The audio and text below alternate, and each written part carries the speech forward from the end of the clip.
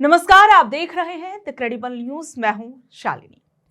उमर खालिद को 5 साल बाद अंतरिम जमानत, राम रहीम जैसों को परोल पर परोल। दोस्तों, हमारे देश में उमर खालिद, शर्जिल और राम रहीम आसाराम जैसे मामले बताते हैं कि हमारे सिस्टम में न्याय का रास्ता सबके लिए एक जैसा नहीं है। एक तरफ उमर खालिद, जिसे अपनी बहन की शादी में सिर्फ 13 दिन शामिल होने की इजाजत मिलने में 5 साल लग गए, और दूसरी तरफ गुरमीत राम रहीम, जो गंभीर मामलों में दोषी ठहराया जा चुका है लेकिन फिर भी बार बार परोल पर बाहर आता जाता रहता है।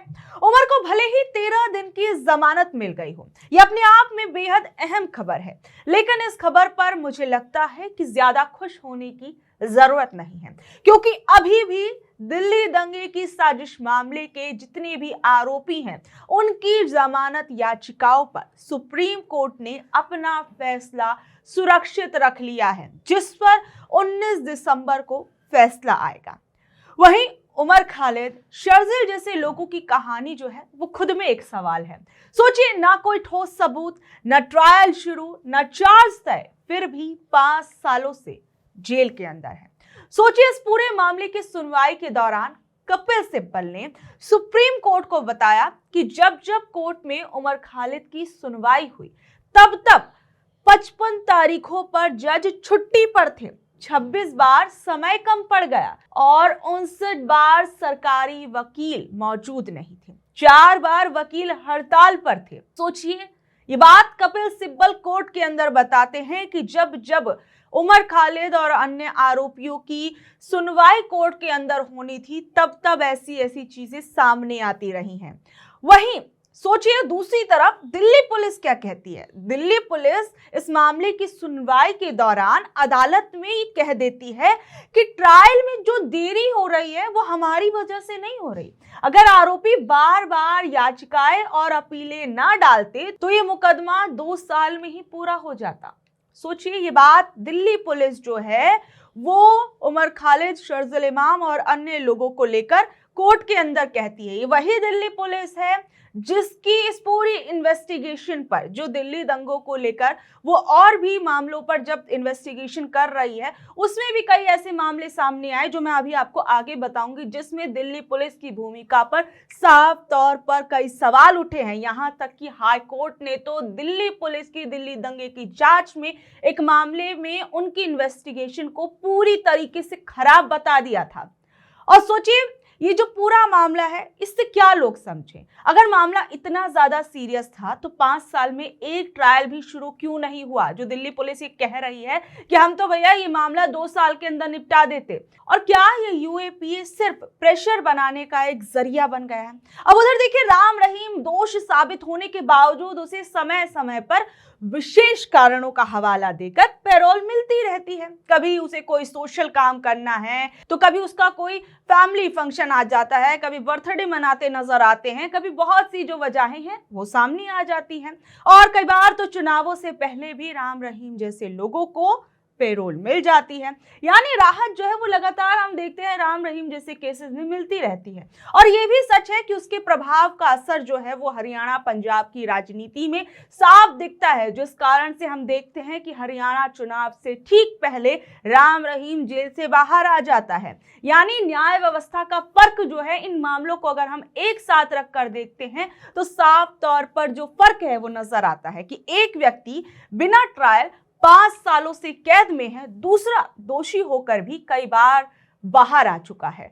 और यही तुलना लोगों को परेशान करती है कि यही वजह है कि आज ये भी पूछा जा रहा है कि क्या भारत में न्याय सबके लिए बराबर नहीं है, या ताकत, सियासत और प्रभाव ये तय करते हैं कि कौन जेल में रहेगा और कौन जेल से बाहर रहेगा। वहीं महबूबा मुफ्ती जो है इस मामले पर काफी ज्यादा कल गुस्सा होती नजर आई। उन्होंने कहा कि उमर को 13 दिन की राहत पाने के लिए 5 सालों का इंतजार करना पड़ा, जबकि राम रहीम जैसे दोषियों को बार बार राहत मिलती है, और ये फर्क भेदभाव वाला है। वहीं मैं आपको बता दूं कि उमर खालिद और अन्य लोगों की जमानत याचिकाओं पर अभी हाल फिलहाल में 10 दिसंबर को सुनवाई हुई, और उनकी जमानत याचिकाओं पर अदालत ने अपना फैसला सुरक्षित रख लिया। जस्टिस अरविंद कुमार और जस्टिस एनवी अंजारिया की पीठ ने कहा कि वो 19 दिसंबर को शीतकालीन अवकाश पर जाने से पहले यानी विंटर वेकेशंस पर जाने से पहले इस मामले में अपना जो डिसीजन है वो सुनाना चाहते हैं। और देखिए, अगर ऐसा वाकई में है तो इस पूरे मामले पर जल्द से जल्द अदालत को अपना फैसला जो है वो सुनाना चाहिए, क्योंकि एक लंबा वक्त जो है वो हो चुका है। और अगर कोर्ट के अंदर ये बात कही जा रही है तो ये उम्मीद की जा सकती है कि विंटर वेकेशन से पहले इस मामले में एक बड़ा फैसला जो है वो आ सकता है। वहीं जब 10 दिसंबर को ये सुनवाई हुई तो सुनवाई के दौरान अतिरिक्त सॉलिसिटर जनरल एसवी राजू ने कहा कि आरोपियों ने चक्का जाम किया था, यानी सड़क को ब्लॉक करने का आह्वान किया था, जो कि एक नॉर्मल पॉलिटिकल विरोध नहीं था, बल्कि उनका मकसद जरूरी जो सर्विसेज थी उनको रोकना था और देश को इकोनॉमिक तरीके से उसकी सुरक्षा को खतरा पहुंचाना था, जिसे उन्होंने यूएपीए के तहत आतंकवादी गतिविधि करार दिया। जब जस्टिस कुमार ने पूछा कि ये आह्वान दंगों से कैसे जुड़े हो सकते हैं, तो राजू ने कहा कि आरोपियों के उकसावे के कारण ही हिंसा भड़की है। पुलिस ने यह भी कहा कि आरोपियों ने जो 5 साल से ज्यादा समय जेल में है, सत्ता परिवर्तन के लिए हथियारबंद विद्रोह जैसी स्थिति पैदा करने की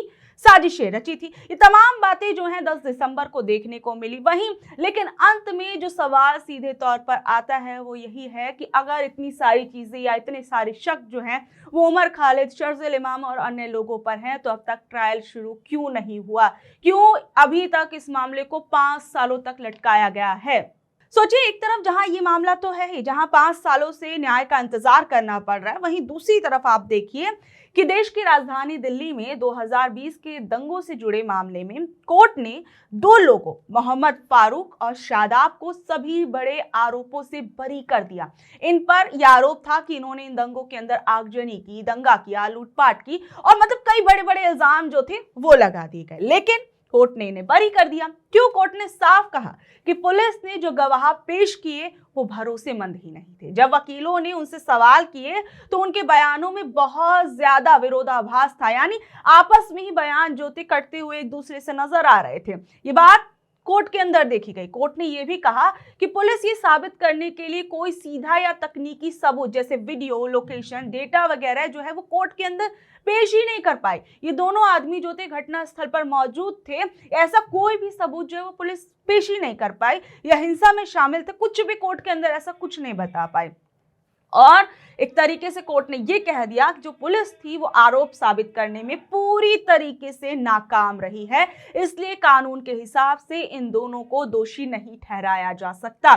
सोचिए, एक तरफ यही दिल्ली पुलिस जो है उमर खालिद, शर्जील इमाम के मामले में कहती है भैया हम तो ये पूरी जांच जो है जल्द से जल्द करा सकते थे, और तमाम तरह की बातें कही जा रही हैं कि उमर शर्जील जैसे लोगों ने चक्का जाम करने की कोशिश की थी, देश विरोधी गतिविधि जो है वो करने की कोशिश कर रहे थे। वहीं कल जिस तरीके से 2 लोगों को एक लंबे वक्त तक जेल में रखना पड़ा और जब कोर्ट के अंदर सुनवाई चली तो इन दोनों लोगों को कोर्ट ने दोषी नहीं ठहराया और सीधे तौर पर दिल्ली पुलिस की इन्वेस्टिगेशन पर सवाल उठे। और साथ ही साथ में मोहम्मद फारूक और शादाब नौकरी करते थे, पिछले 5 साल से इस ट्रायल का सामना कर रहे थे। उनके वकील सलीम मलिक ने इस फैसले पर खुशी जताई और इसे न्याय और संविधान की जीत बताया। जो उनके वकील थे उन्होंने कहा कि ऐसे कमजोर मामलों से न्यायपालिका पर अनावश्यक बोझ पड़ता है और निर्दोष जो लोग होते हैं उनकी जिंदगी पर बहुत बुरा असर पड़ता है। इस फैसले के बाद फारूक और शादाब के जो परिवार वाले थे उन्होंने बहुत राहत की सांस ली और खुशियां मनाई, क्योंकि एक लंबे वक्त से उनके जो लोग थे वो जेल के अंदर बंद थे। और कल जो कोर्ट ने ये फैसला दिया वो अपने आप में सोचने वाला है कि क्या ऐसी ही चीजें हमें क्या जो शर्जील इमाम, उमर खालिद जैसे केस के अंदर भी देखने को क्या आगे मिल सकती हैं, क्योंकि एक लंबा वक्त उनको जेल में रहते हो गया। और ये सिर्फ एक मामला नहीं है, एक और मामला मैं आपको बताती हूँ। कल एक और खबर आई थी कि दिल्ली हाई कोर्ट ने दिल्ली दंगे केस के अंदर दिल्ली पुलिस की जो इन्वेस्टिगेशन थी उसको पूरी तरीके से खराब बता दिया था और कहा कि उसने जानबूझकर कुछ लोगों को बचाने की कोशिश की थी। कोर्ट जो था वो इस बात से नाराज था कि पुलिस ने गोली लगने वाले आदमी मोहम्मद नासिर का जो बयान था वो तक दर्ज नहीं किया। हालांकि कोर्ट ने ये फैसला दिया कि नई शिकायत लिखने की जरूरत नहीं है, बल्कि पुरानी शिकायत पर ही ठीक से आगे की जांच होनी चाहिए। और ये दो मामले तो मैंने आपको बताए, राम रहीम की बात भी मैंने आपको बताई। अब आप आसाराम को भी देख लीजिए। सोचिए, एक नाबालिग से दुराचार के मामले में आसाराम को उम्र कैद की सजा मिली हुई है। आसाराम को राजस्थान हाई कोर्ट से मिली 6 महीने की जमानत जो है वो फिलहाल जारी रहेगी, क्योंकि सुप्रीम कोर्ट ने इसे रद्द करने की मांग पर दखल देने से मना कर दिया है। सुप्रीम कोर्ट कहता है कि वो जमानत रद्द करने की मांग पर हस्तक्षेप नहीं करेगा, लेकिन साथ ही राजस्थान हाई कोर्ट को आदेश दिया है कि वो इस मामले की सुनवाई तेजी से पूरी करे और 3 महीने के अंदर अंतिम फैसला सुना दे। सुनवाई के दौरान आसाराम के वकील ने कोर्ट को कहा कि उनकी सेहत बहुत ज्यादा खराब है और वो ठीक से चल नहीं पा रहे हैं, वो रोज की जो चीजें हैं वो नहीं कर पा रहे हैं। लेकिन वहीं दूसरी ओर जो पीड़िता है, उसके वकील जो है शोभा गुप्ता, वो कह रहे हैं कि वो इन दावों को चुनौती देते हैं और कहा कि आसाराम बिल्कुल ठीक है, इसलिए इलाज के नाम पर दी गई जमानत रद्द की जानी चाहिए, क्योंकि जो पीड़िता है उसकी तरह से कहा जा रहा था कि उसके परिवार को डराया धमकाया जा रहा है और जब से आसाराम जेल से बाहर आए हैं तब से उनके ऊपर जो है प्रॉब्लम और ज्यादा आ गई है और उन्हें एक डर के साए में वो लोग जी रहे हैं।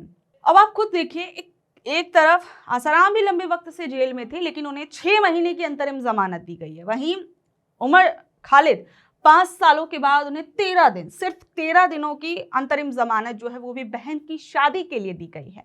तो बहरहाल ये तमाम तरह के केस जो थे वो मैंने आपके सामने रखे कि किस तरीके से हमारे सिस्टम के अंदर इन अलग अलग केसेस को जब आप नापते तौलते हैं तो उसमें एक अलग जो पिक्चर है वो निकल कर आती है कि किस तरीके से न्याय सबके लिए समान नजर नहीं आता। बहरहाल कोर्ट की सुनवाई है, कोर्ट क्या कुछ कहता है, अंततः कोर्ट का फैसला जो होता है वही मान्य है। बहरहाल अब ये भी देखा जाएगा कि कोर्ट क्या कुछ इन मामलों पर कहता है।